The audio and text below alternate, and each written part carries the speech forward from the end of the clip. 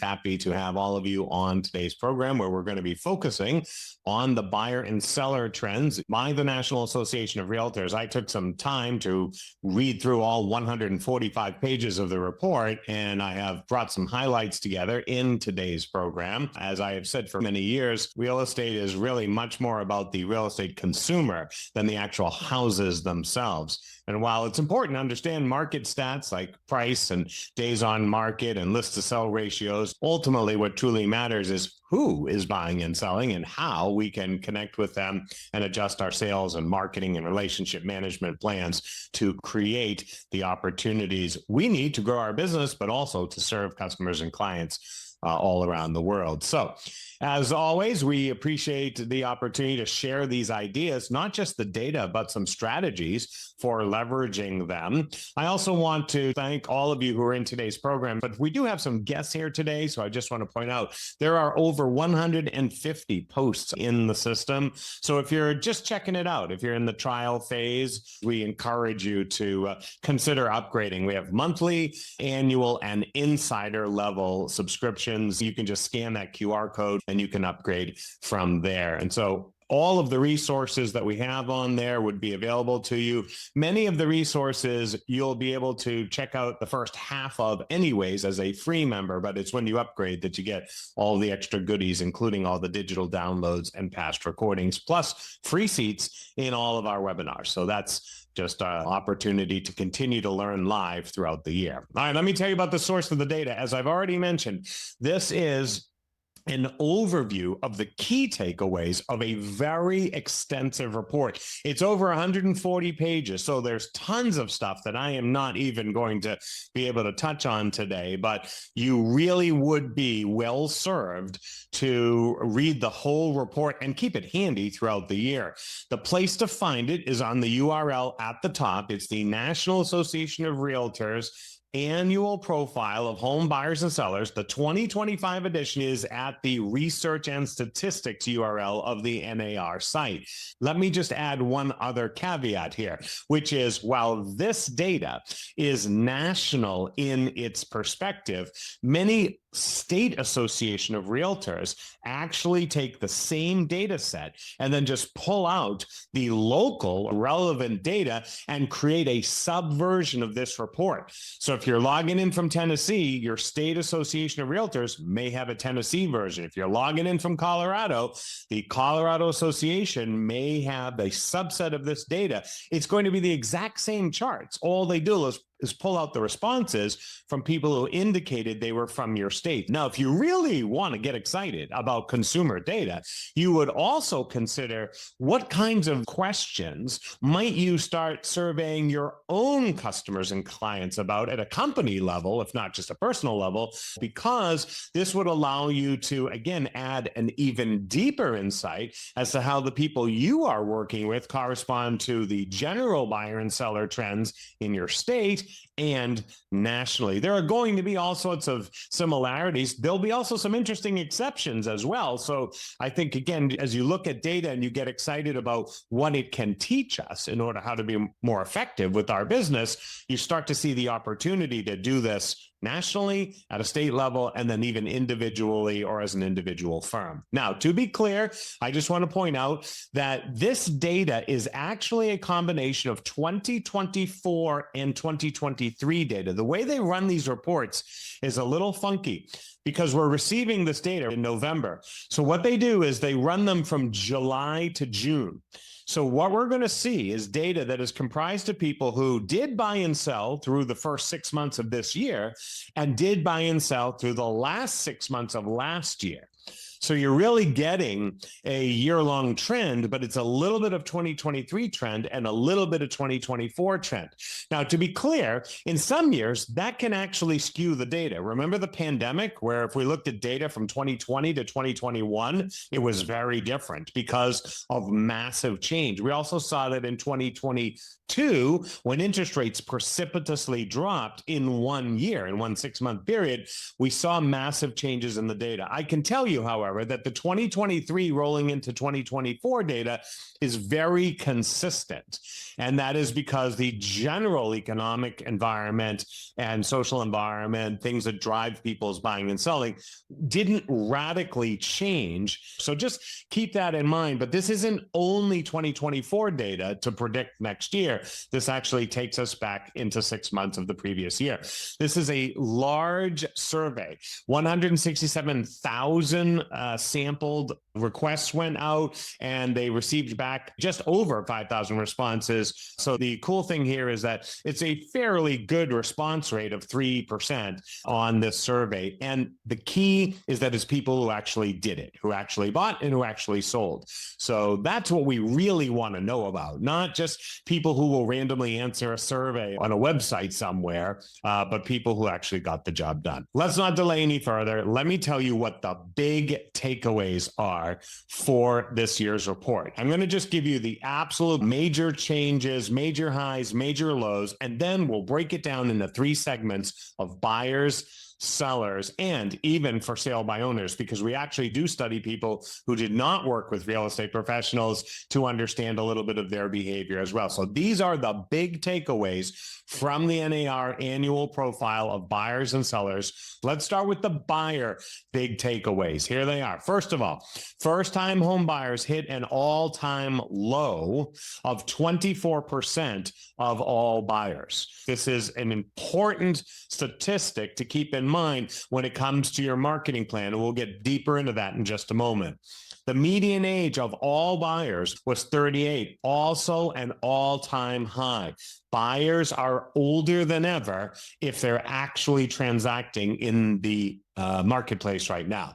Repeat buyers also reached an all-time high of 61 years of age. So I just want to clarify here before we go any further. We're talking about a marketplace that is being driven by baby boomers. So the vast majority of buyers were repeat buyers. I'll show you that data in just a moment. And the vast majority of those people were in their 60s. That really is telling us that the market is being driven by a very strong baby boomer demographic.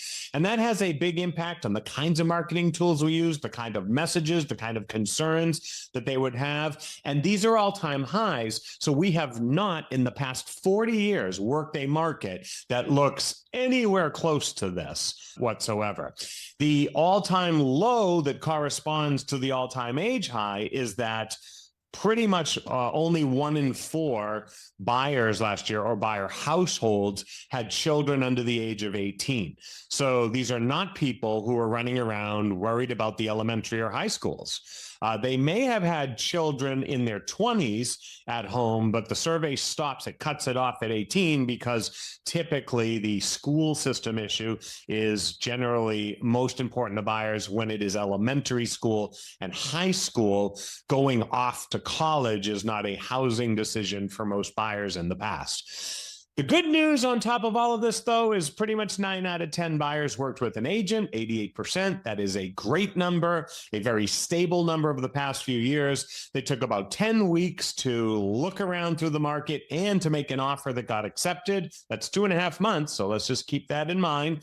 And a number that is stable year over year, but still an all-time high average, is the amount of time they spent in their previous home before moving again, which was 10 years. Now, remember, that's hugely skewed because we have more repeat buyers than first-time home buyers, although technically first-time home buyers, if they're young, may have lived at home the previous 10 years. And so overall, most people are not transacting more frequently than once a decade, which is a big change in the last 35 years. I've been in the business where for years we taught people to expect a transaction every 5 to 7 years. Finally, I'll just point out that most buyers were very satisfied with the experience that they had. 92% said that they were very or mostly satisfied with their experience with their agent. So those are the big takeaways. We're going to go deeper into a lot of these in just a moment for buyers. Let's do the same thing for sellers. What were the big ahas in the seller data for the last 12 months? If you expect that the buyers were at the highest age, that is because many of them were sellers. sellers. And so the typical age of a seller last year was also a baby boomer age of 63, also the highest in the last 4 decades. So however you slice this market, 3/4 of it is baby boomers making the moves. About 7 in 10 were married couples, and we'll see that later reflected in household income, partially because of the cost of housing. As housing costs have risen, you need to have more than 2 incomes, a certain level of household income to be able to do it, and married couples command that income. And of course, baby boomers decreasingly would have fewer and fewer children under the age of 18 at home. 77% did not. Most sellers sold their property for 100% of the asking price. That does not mean that there weren't price reductions. We will see that. But by and large, homes sold for what they were asking to be bought at. That is also the highest since 2002. They spent an average of 3 weeks on market, so it is still a very fast marketplace. Remember that this data cuts off in the summer of this year. We've seen that grow a little bit more in the 3rd quarter of this year, but we are still in a very fast inventory shortage driven marketplace. 9 out of 10 of sellers worked with an agent as well at 88%.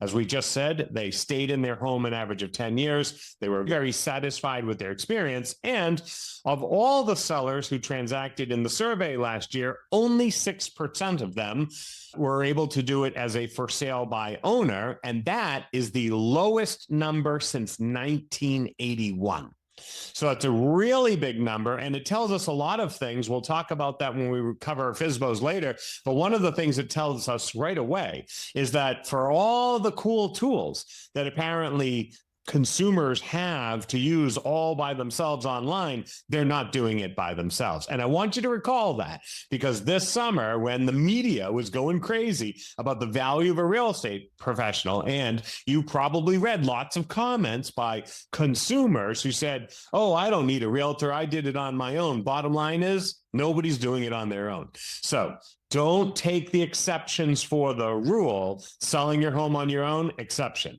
not the rule. Most people don't want to perform surgery on themselves. Most people want to sit in the back of the plane, not drive it themselves. And most people need great help and appreciate it and are highly satisfied by it at 90% when they sell their home.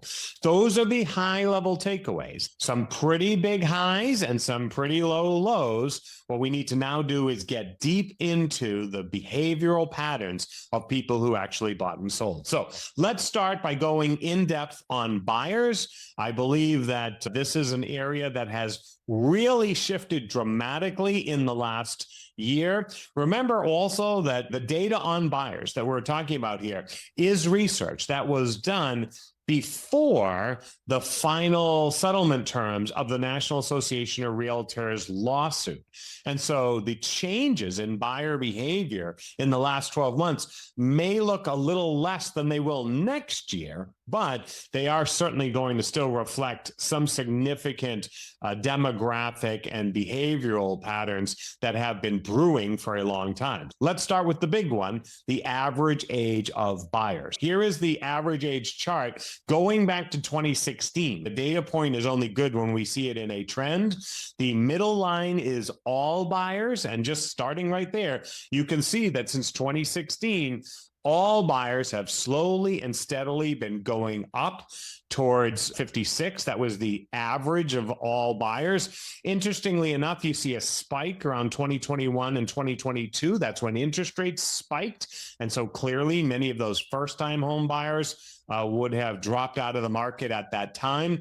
If we go above, these are your repeat buyers. So people who either sold and bought or just bought a second home, heavily been in the baby boomer segment for pretty close to over a decade now. And so it's important to realize that this is a trend that has been brewing and is simply continuing right now. And of course, the bottom line is the first-time home buyer, which has crept up up in age simply because of the skew in repeat buyers towards the baby boomers. But in addition to that, the decrease in percentage of people who were buying for the first time, meaning less young people are in the data.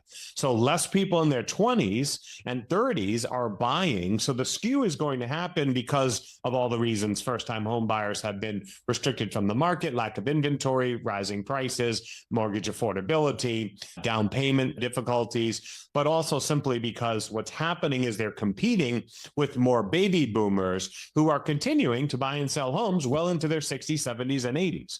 And 15 years ago, we were all talking about when the baby boomers were going to retire and sell their homes. They're doing it right now. What they're also doing, however, is they're buying another home. And as a result, it is keeping the market afloat in some ways, but it's also keeping now the market skewed towards baby boomers. Why do we care? I actually care because this has the most dramatic impact on my value proposition, the most dramatic impact on my marketing plan. The baby boomer profile is an age where it is more likely that they are interested in receiving information by text than TikTok. So when I think about who's buying, that tells me how I may wish to engage them. But it also tells me what I want to talk about. And talking about the local school system and talking about how many playgrounds are nearby may not be that big of a deal. And so just again, looking at the historical trend, it's not that far out of sync last year, but it is now at an all-time high across all three ages. So just something I think primarily that will drive our sales strategy for next year. We've already mentioned this, but let me just show you the inside details on kids under 18. Again, it is a historical low that buyers have children under the age of 18 when they are shopping. Basically, 12% had one child, 10% had two children, and 5% had three or more. So the average household size of buyers last year was really quite small, 1 to 2 children. 73% had none of them. Keep that in mind as you are helping them come to conclusions about certain features of the property and certain features of the neighborhood. You are talking to people who are being driven by very different family and household needs than in the previous decade when they did it the last time. Okay, now some of them, as you might expect, even without children, bought and sold with respect to children and family as well. We call that the continuing rise of the multi-generation household. So some buyers purchased homes for the consideration of people in their family moving in together. The multi-generational household purchase did rise to the highest in 5 years to 17%. So this is a pretty sizable chunk of people who are buying a home that is larger, even though they are in the baby boomer age bracket. And the reason they are doing it, you can see in here really clearly, 25% did it to take care of aging parents. And then down below, 20% had children who never left the home, and 21%, just above it, had children who are moving back into the home. So 4 in 10 of the multi-generational purchases were for children, basically over the age of 18. So 20-somethings and maybe older who are going to move back in with a mom and dad. And then 1 in 4 was to take care of aging parents. And let's not underestimate that 1 in 3 people did it for cost savings purposes. They moved into multi-generation to pool income in some cases. Lots of nuance in there, but when you're thinking about it, while there aren't a lot of reasons they might be interested in school systems and playgrounds, there still may be a lot of interest in larger homes for larger household sizes, because about 17%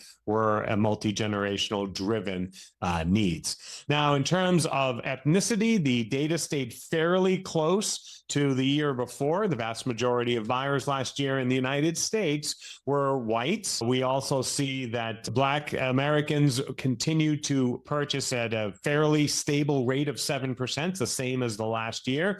Hispanics were basically statistically the same, 7%, 6%. It's about the same when you really are measuring data at this level. And Pacific Islander Asian Americans actually fell in terms of buyer activity last year, and it fell 2 points, which isn't statistically the same. That's actually a fairly significant shift. So for some reason, Asian Americans pulled back from the market last year at a fairly decent rate. The year before, 6% of buyers were Asian Americans. Last year, only 4%. Again, going to be very specific to certain markets where they have a significant population of Asian American, Hispanic Americans, and Black Americans. But overall, the numbers were mostly stable with just that blip in Asian Americans. The age of buyers is important, but other demographic factors also play in. And one of them is the education level of buyers. The people who are buying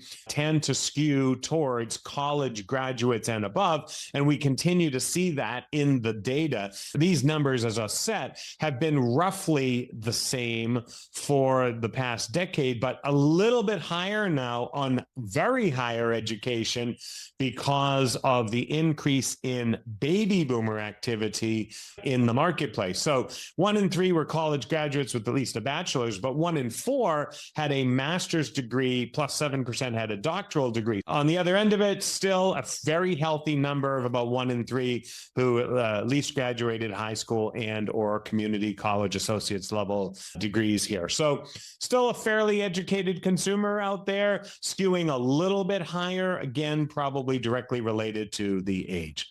Now let's get a little deeper into that first-time home buyer segment. This is an area that's important for a number of reasons. One, a lot of new agents working with buyers tend towards first-time home buyers. They like to perhaps help people who are doing it for the first time. It gives them an opportunity to hone their skills with consumers who have a very predictable set of needs around how the process works and finance. And so I think there's a lot of reasons there. Also, the increase in younger real estate professionals means that many of them also tend to target first-time home buyers who are frequently younger. So it's a birds of a feather. Basically, they are trying to help people in their own age group.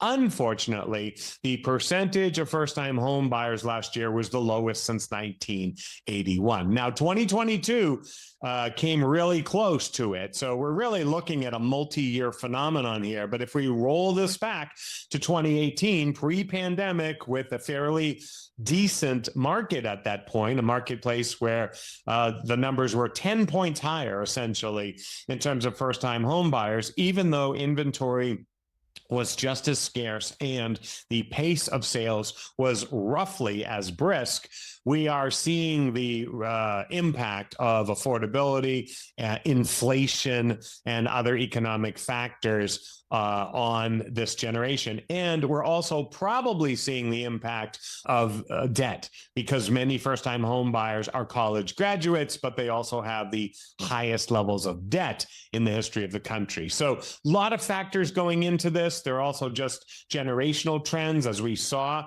Basically, a third of them never left home or are moving back into home, so they're not buying on their own. If your marketing plan is targeting and communicating to first-time home buyers, emphasizing that, you'll want to keep a really good track on what's happening hyper locally to the first-time home buyer. Let's talk about the income of buyers at this point.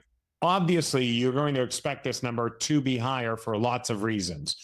32% of all homes last year were purchased in cash, so that has to come from higher income households. We found also that as the age of the buyer rises, the ability and the wherewithal of that household rises as well. It is not a secret to anyone on this call that somewhere around about 15 years ago, the baby boomer generation started slowly and surely retiring. So we started seeing approximately 10,000 baby boomers a day retiring. And baby boomers are the wealthiest generation in the history of the United States. So there's a ton of cash, a ton of equity, a ton of wealth in this generation. All of that, of course, is now reflected in household income. So here are the numbers. The first-time home buyers again, not unsurprisingly, have a household income of almost $100,000, up year over year. This is a direct reflection of what it takes to get an offer accepted and the job done in an era where in the last 12 months, inflation has been high, and so has the average cost of houses. Repeat buyers even higher, because that's where that 61-year-old average buyer is going to come right out of the baby boomer generation. And that income is interesting because this is income that is working age income, right? So they haven't retired. We're actually looking at baby boomers who are still strongly in the workforce. And this is a household that continues to generate significant revenue. That is affecting the prices of homes, but it's also affecting who can get into the market and succeed in it. All right, so those are some of the background information pieces, the demographics of buyers. Let's take a look at what they told us in terms of their motivations in the survey for entering into the marketplace. So this is a little bit of an eye chart, and I know it is, so I'm going to call out some of the big numbers for you to pay attention to. The number one driver for first-time home buyers really was simply an emotional one, the desire to own a home of their own. And I really want to emphasize that, because if you look up and down the chart, you can see there are other important reasons, maybe the birth of a child or a marriage or a divorce. Those are important in many ways, desire for a better area, but these are not major factors for first-time home buyers. No one is necessarily being driven, because those are almost statistical anomalies in some of these responses. Even if you look at job relocation or to be closer to job, school, or transit, we're talking 2% here. So if you look down that column, the number one reason people still choose to buy for the first time is totally emotional. It is just the desire for their own home. And when it came to repeat buyers, of course, the desire to own their own home wasn't the big deal. It was relative to that, though, in terms of being closer to friends, family, relatives, and the need for a larger home. Now, again, if you look on the right-hand side, that's basically 29%. 1 in 3 buyers were really driven, again, by sort of family or personal and emotional decisions. And we quickly fall down the ranks when we look at things like retirement, 8%, job-related moves, 7%. Now, those aren't small, but they're not the major reasons people are moving. And talking to them about being closer to friends and family is going to resonate far more than simply talking to them about practical reasons. It continues to prove to us that people are not practical when they buy real estate. They are emotional when they buy real estate. So these are big deals. And then our final arrow here is right here of all buyers: affordability of homes and financial security. Both of those are 2% apiece. So 4%, if you would add them up, financial security and affordability of homes were drivers of buyers. Now, to me, my friends, this is a big deal in the data. Why is this a big deal in the data? Because I don't know about you, but maybe you read some of the media around real estate on the internet. Maybe you're reading constant articles about the affordability of homes. Maybe you're reading constant articles about the interest rates. Maybe you're even producing articles and content and videos and text messages around all of that. Maybe people are talking about it in your office, but my friends, according to buyers, it's not a big deal. According to buyers themselves, they are not waking up going, oh, let's talk about affordability. Oh, let's talk about financial security. I'm sure they're talking about it. Don't misunderstand me. But it was not listed in the top reasons why people bought or sold. The top reasons continue to be desire. Look at the 4 out of 5 in the top 4 rows. Desire to own a home, desire to be closer to friends, desire for a larger home, desire for a smaller home, and a change in family situation.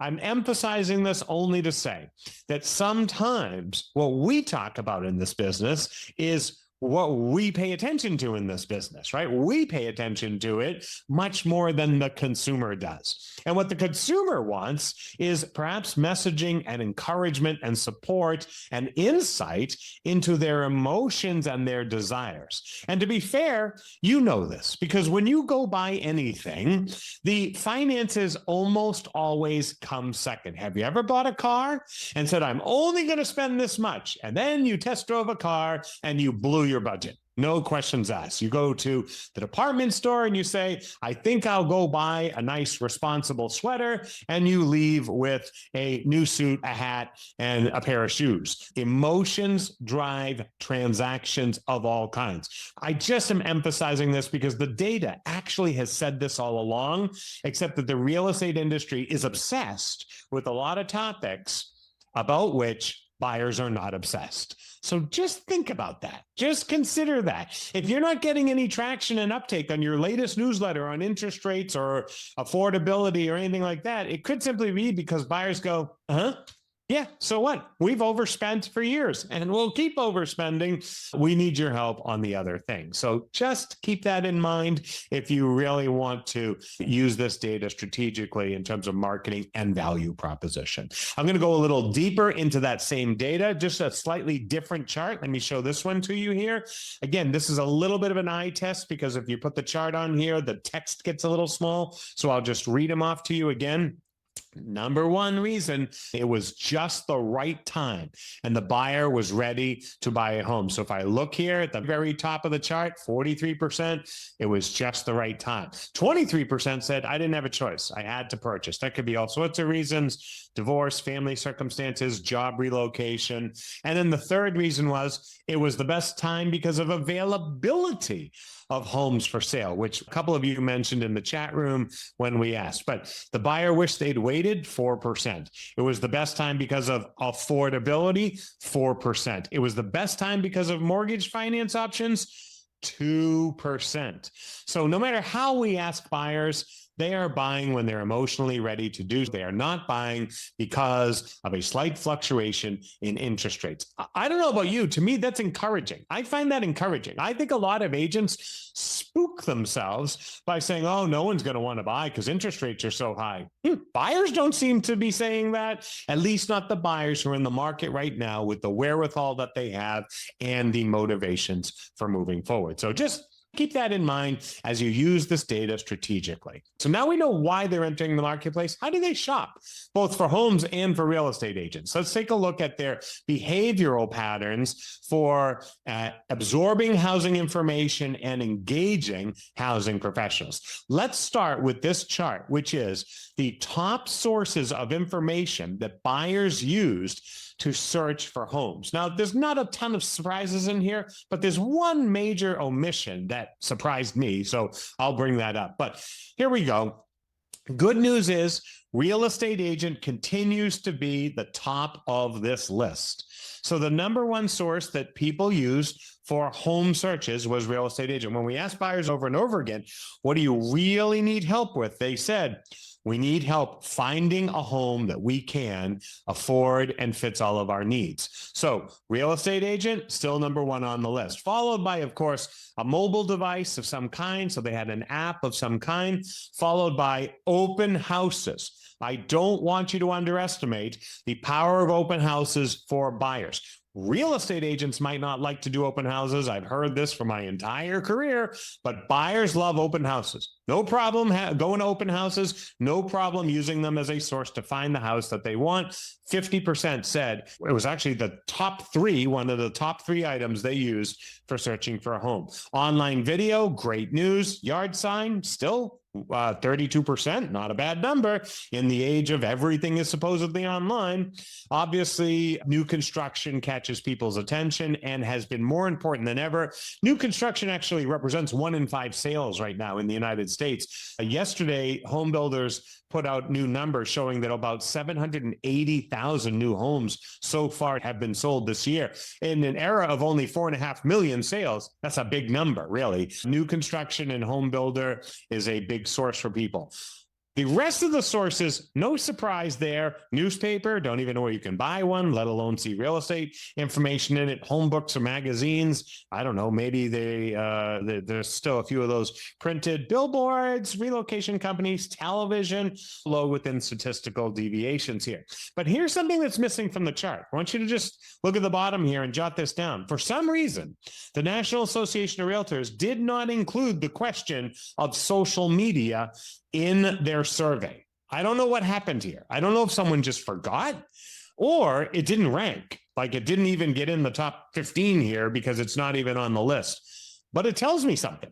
It tells me it's not in the top 10. It tells me it's not in the top 5. So social media is a powerful tool, and it is a powerful tool for certain kinds of work.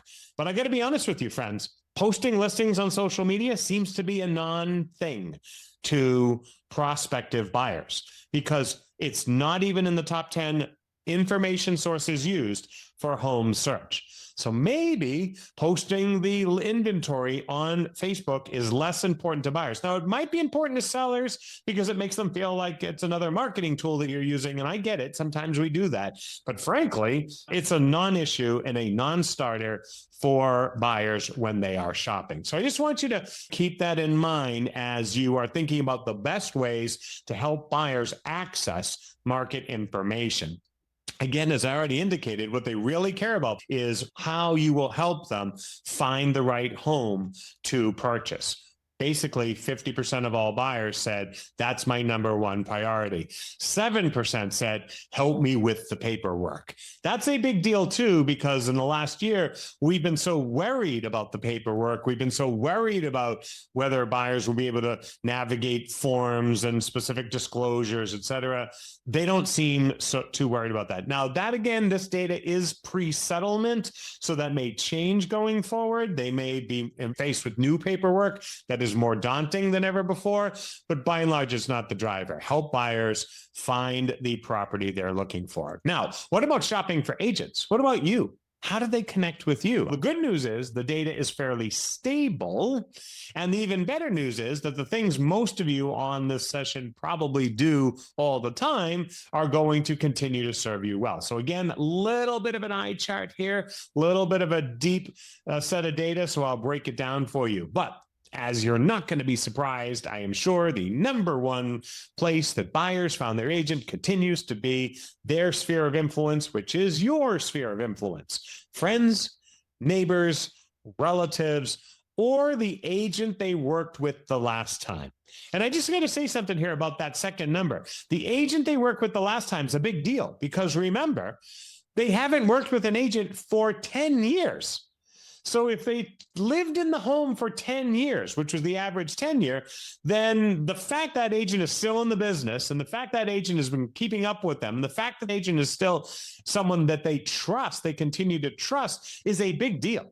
So I look at this, I think of this as a huge win. Anybody who is building a relationship-based business is going to look at this and say, wow, 57% of buyers found their agent through their sphere, which is my sphere. So that's a big deal in terms of sources of where I would market and put my energy and put my money to continue to generate buyer business. If I scroll all the way down to the bottom, again, saw the agent's social media page without a connection, meaning social media advertising, all the money being poured into social media advertising, it's 1%. No one's going on Facebook going, I think I'll randomly look at ads of agents and pick one. It's just not happening. No one's going on the internet and doing that either, because if you look at the top underneath friends and relatives, a used agent previously to buy a home, inquired about a property, the fourth item was website. So again, website without a specific reference means they Googled it. They did a search and found an agent online. It's only 6%. So only 6% of buyers basically searched the web for an agent, but 7% found their agent through a referral. And if I go even further, 5% found them at an open house or answered the telephone at 4% or answered an email. Oh, and speaking of choosing their agents, here's a number that is increasing year over year and critical to all of us. Most buyers interviewed only one agent. I don't know how to emphasize that enough.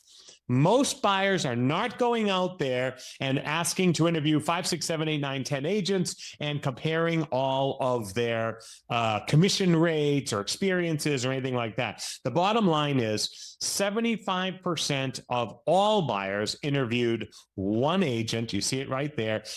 And only 19% of first-time home buyers interviewed two agents. And again, maybe that's because they don't have any relationships yet. They're first-time buyers, and so they're forging those relationships. And of course, repeat buyers in the middle, even higher in terms of the percentage that interviewed one agent. They interviewed the agent that they've known all along for the last 10 years and have stayed in contact with them. This tells me, friends, that while it's important to be the best, so don't ever underestimate that, it's also critical to be first.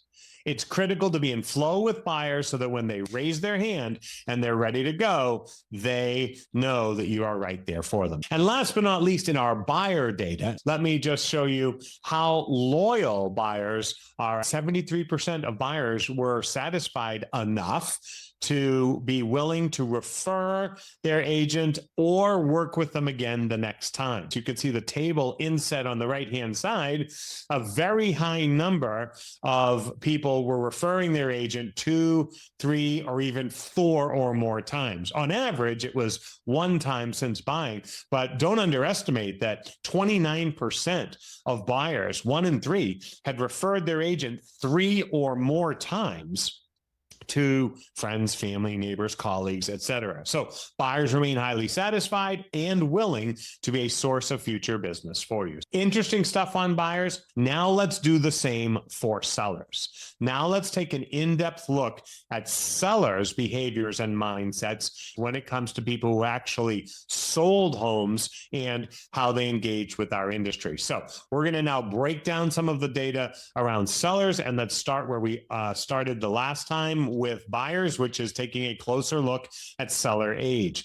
Again, we rewind the clock to 2018, take a look back at 6, 7 years worth of data, and we are seeing a dramatic rise in seller age. We really see the shift happen between year 2021 and 2022 and continue to grow in the baby boomer segment since 2022, since interest rates rose and inventory still remained tight. But don't fool yourself, because the average seller has been in their 50s and 60s and has been a baby boomer for more than a decade. So once again, what kinds of value propositions do they focus on? What kinds of needs do they have? What kinds of goals do they have? It is a baby boomer market and will continue to be for a very long time. It's reflected, as you'd expect, in the experience of the seller. So 76% sold 1 or more times in the past. Only 1 in 4 was a first-time seller. So this is important because they are familiar with the process. They may not remember it because it was 10 years since the last time they did it, but they are familiar with the sales process. That's something you can take for granted in terms of your marketing and your value proposition. Their household composition, as we've already said, did not have a lot of children at home. 77% no kids. 5% had 1 child. 9% had 2 children under 18 at home, and 9% had 3 or more. So believe it or not, the sellers skewed a little bit larger in terms of household size than the buyers did. Again, that's because they have first-time home buyers fed into that data, and there may not be any first-time home buyers with 3 or more children at home. So we could expect this with sellers. It's a reasonable interpretation. The profile in terms of ethnicity is very similar to what we saw in buyers. You would expect that since they make up a big percentage of the buyers. 90% of sellers were whites in America last year. Hispanics were 4%, Black Americans were 4%, and Asian Pacific Islanders were 3%. That number of 3% for Asian Pacific Islanders might explain some of the reason why there were fewer buyers in the Asian Pacific Islander population, because fewer of them were selling at that time as well. The big change, though, again, noticeable, but almost statistically the same, was in Hispanic sellers. It was 5% the year before, 4% this year. Again, 1% is almost a statistical anomaly, but it was the only movement in the chart year over year, was that slightly fewer Hispanic Americans were selling than they were year over year. And as we've said already, but I'll just show you the data around it, Everybody who sold last year had been in that house for a decade. The only year in which that significantly dropped was the hypermarket year of 2021. But if we look previous to that, we see 10-year tenures. That's a hard one to say, right? We see 10-year tenures extending back into 2017, 2016, 2015, 2014. We see that because it's the result of the financial crisis that we experienced in 07 to 10, somewhere around that period. You saw a lot of people just stay put. And then anyone who did buy or sell basically said, this is not a cash machine. This is not a rapid flip. I'm going to sit in that house for a while. They are sitting in that house. But the good news is that if 10 years is the average tenure, and there's a lot of them who started that in 14, 15, and 16, they are now coming due. So we can actually look forward and project the opportunity for a significant increase in seller activity simply due to this average tenure. We would have liked it earlier. The cycle would have been nice if it had repeated at 5 or 6 or 7 years. It's going to repeat at a decade. We're hitting that decade now since that first big rise happened after the previous financial downturn. Seller income, even with buyer income, not a surprise here, average at about 112,000. So again, looking at repeat buyers and first-time home buyers around 100 to 114,000 we just saw. This makes sense. But may I please point out to you that 59% of all sellers had an income above $100,000. I'm going to say that again. 6 in 10 sellers made more than $100,000. 1 in 5 sellers made more than $200,000. And folks, this is income. So this is telling you these are people who are still in the economy. This is not wealth. This is people who are still generating significant amount of annual income. And this is also what is driving the 32% rate of all cash offers, because you take that income level and you combine it with a massive equity proceed that comes from the sale of their existing home. They've got plenty of money to put down. And relatedly, they've got plenty of money to buy down their interest rate. So one of the reasons that many buyers aren't that worried about interest rates is because they are sellers first. They take their income, they take their equity from their high sales, and they buy down their interest rate. So what looks like a high interest rate in the newspaper is not a high interest rate in the final paper for people who can buy down a point or two. And so I want you to be clear about that. This really is driving the marketplace and potentially driving the mental mindset that interest rates aren't a big deal for the people in the market. It may be a big deal for pundits and people who'd like to be in the market, but for those people in the market, it is not a big deal. They are just using the equity and the income that they have. Now let's talk about why they sold. So if inventory is still scarce, if it's harder to find homes and there's a chance that if they sell, they'll be stuck for buying for a while, all those things seem to be headwinds. If they're also staying put because they have a low interest rate, you would see this as an impact in their motivation, but we don't. So again, I want you to be careful about what you think and what is actually happening. This is the chart of the top reasons why people sold last year. And again, at the top, the number one reason is friends and family. They either want to be closer to friends and family, or they have to buy up or buy down. They buy up in size. We saw the multi-gen housing data a little earlier. They buy down in size because still 1 in 10 of baby boomers are probably retiring. And so there's a personally driven reason for these kinds of changes to occur. So when I look at these, I'm saying to myself, okay, if it's such a big deal that baby boomers have such great mortgage rates, where does it rank? Where is it people saying that I was motivated to buy because of financial reasons? And it's just not there, my friends. The neighborhood was a top 10 reason. The moving due to retirement was a close to top 10 reason, but cannot afford mortgage or other expenses really just isn't there. And we're just not seeing it reflected in terms of their primary motivations. Once again, sellers are just as emotional as buyers because sellers become our buyers. It's a virtuous circle, and we want to focus on the things that matter to them. When you're building content and you're talking about your value proposition, I don't think the obsession in this business with interest rates is serving anyone, certainly not serving the interest of seller consumers. Now, here's an interesting data point that did jump out, and it is actually a uptick once again, and also a near historic high. But sellers are moving pretty far. And this is something that is a major change of the past 3 or 4 years compared to previous 2 decades. So if we look here, about 40% of sellers moved within roughly their own town, but 35% of sellers last year actually moved 100 or more miles. And if we think about this, 100 miles, 500 miles, 1,000 or more miles at 12% of sellers, this is a very high mobility. And this is an area where it may become more important than ever to understand the feeder destination market of your marketplace and understanding who's searching in your marketplace from 500 miles away.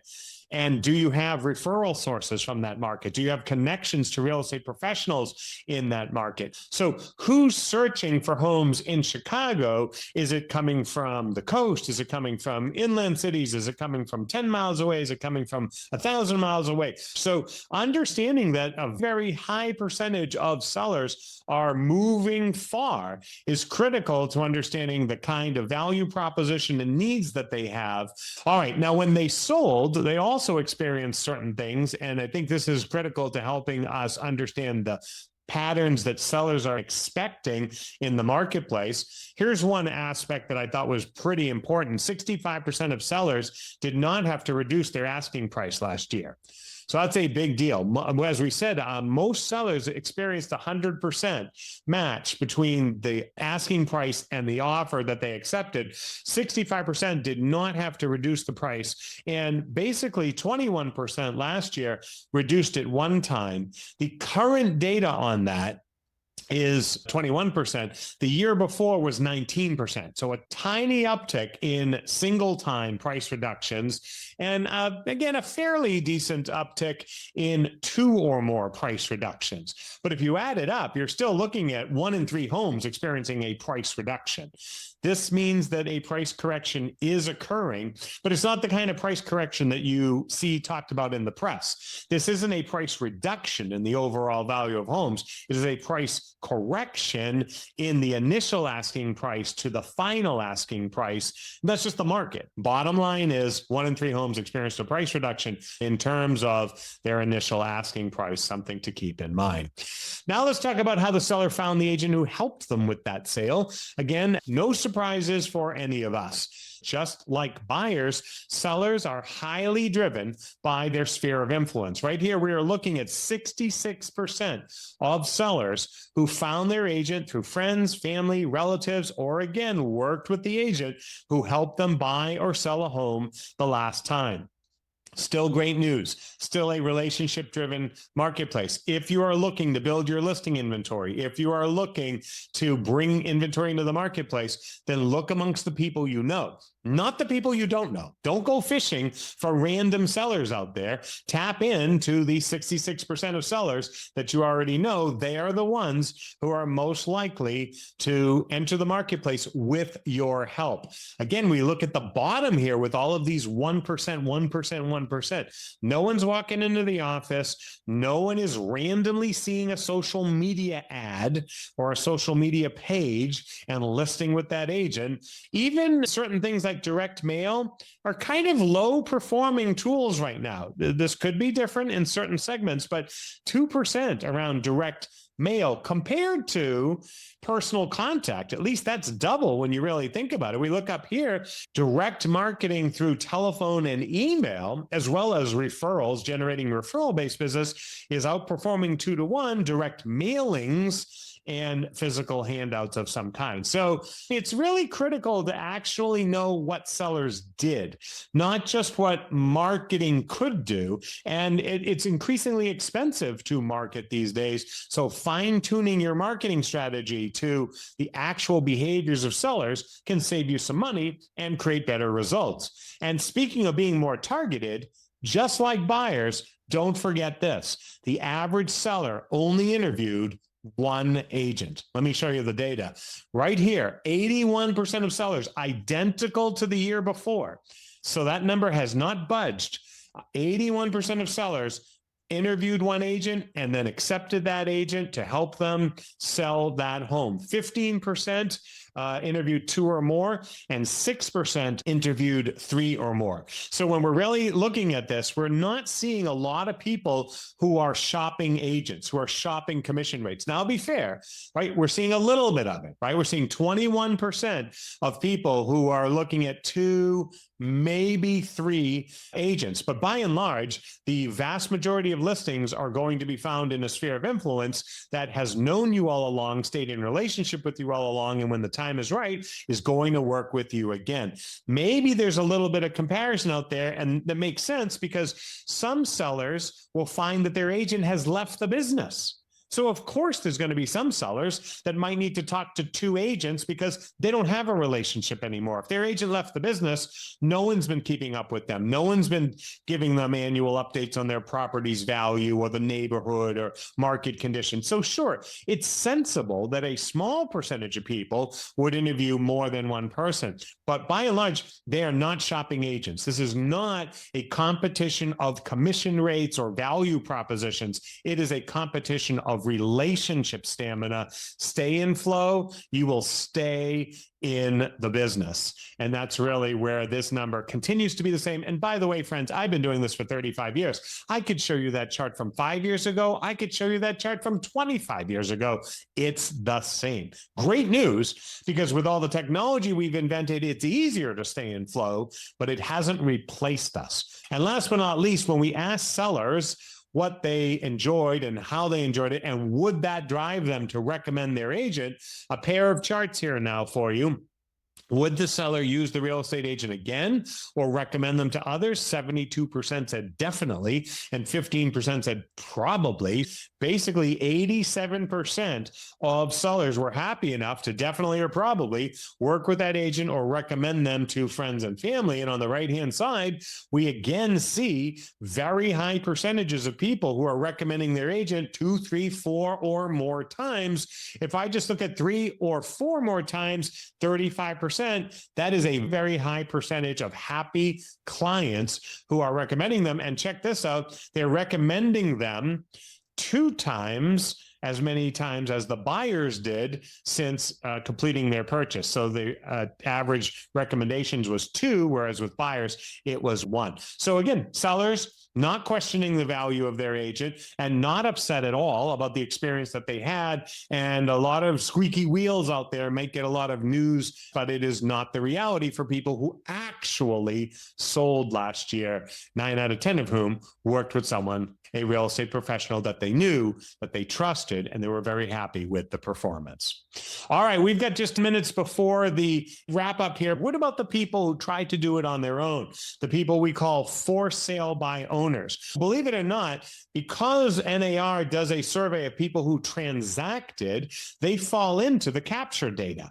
And while we know that it's a very low level this year, they still did some deals and they responded to the survey. So let's take an in-depth look at for sale by owners. Just a couple of quick stats here that might help. Starting with just the overall volume of for sale by owners. I think we indicated this at the top of the program, but it really fell to the lowest level since 1981. 6% of people last year sold their home by themselves. And if you really look at that, 4% already knew the buyer. And I'm going to show you some more data on that in just a moment. But it's important to keep in mind the level by which people are successful as a for sale by owner really is directly related to the level of relationship to the buyer. The vast majority of for sale by owners are family deals or close friend deals.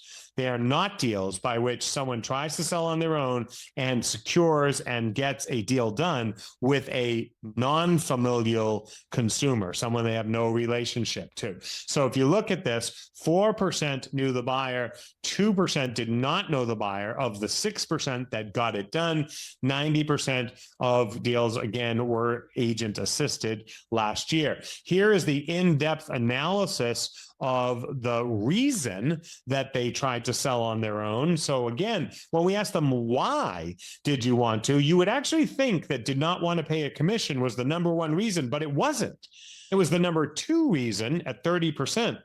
The number one reason that people sold on their own is that they sold it to a relative, friend, or neighbor. So just to be clear here, FSBOs aren't selling because they're trying to save the money, number one. Yes, they still may be wanting to save the money. They may want to somehow try and not pay a real estate professional. Okay, that's understandable. But the number one reason they did it on their own is that they already knew someone. They had a family member that said, oh, you're going to relocate? I'll buy your home for you. They had a good friend. That neighbor said, if you're moving, I'd like to buy your house too, for whatever reason. The bottom line is it's not the traditional answer that most people convince themselves of. And this is also why in many cases for sale by owners ultimately end up listing with a real estate agent is that they try to sell it to a relative, friend, or neighbor, and they don't get it done. Well, 38% were motivated by that. That 2 out of 3 got it done, but the rest did not. 15% contacted the seller directly. That might have been like a flipper or an investor who is working the neighborhood. We had 9% that didn't want to deal with an agent.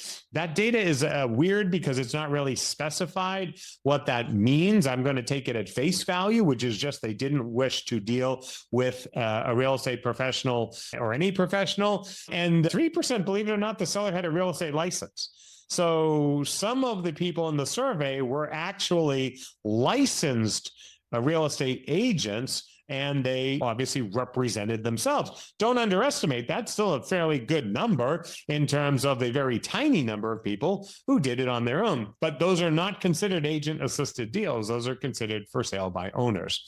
And then how they got it done, to me, this is fascinating because if it is through family, neighbors, or relatives, then basically that was their mechanism. If they knew someone who was going to buy it, then they didn't have to market it, really. They just showed it to them, or maybe they lived with them or lived next door. They used a yard sign only 12% of the time. Now, friends, let's just be clear. The yard sign is the oldest technology in the world, and still only 12% of them used it. So just think about that. They don't want to pay a commission. They don't want to deal with an agent, but it's a yard sign. It requires nothing more than a hammer, and only 12% of them actually used it. 10% were able to get it online somehow, like through a third-party aggregator or MLS, where they might have done just a flat fee entry in there. 5% did an open house. Remember, 49% of buyers said they wanted an open house as a major shopping mechanism. And then you add in all those other things, but go to the very, very bottom here, and you will notice none did not actively market the home, 63%.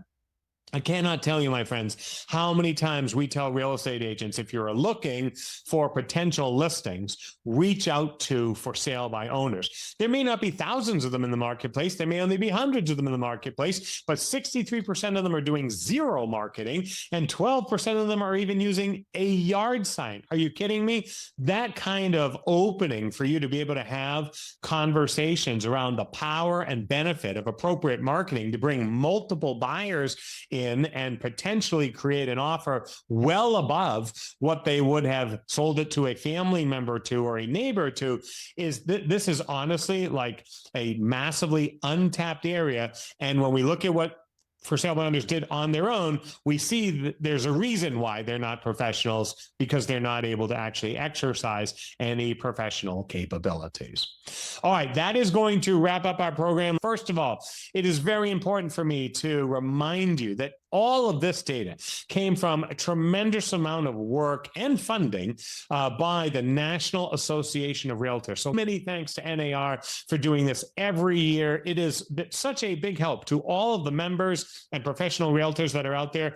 Please go get a copy of it yourself. Thank the association for providing you this data. It's 140 plus pages, so it's really got tons more that I couldn't possibly teach you. So it's got some great insights in there on housing statistics, financing or methodologies. And cool thing is they have a lot of their past studies online as well. So if you wanted to see year over year, you could purchase a previous study. And as you saw in some of the charts, they're going to show you previous data on many of them to create trend lines anyways. But many thanks to NAR for continuing to make this available to members and to do this kind of research. It is hard work, and we appreciate that. And I'm glad I've been able to share it with all of you. And thanks to all of you. I love working with all of you. I'm so grateful for your support, for being here for this program, but also on an ongoing basis, our webinars. I hope you've enjoyed it.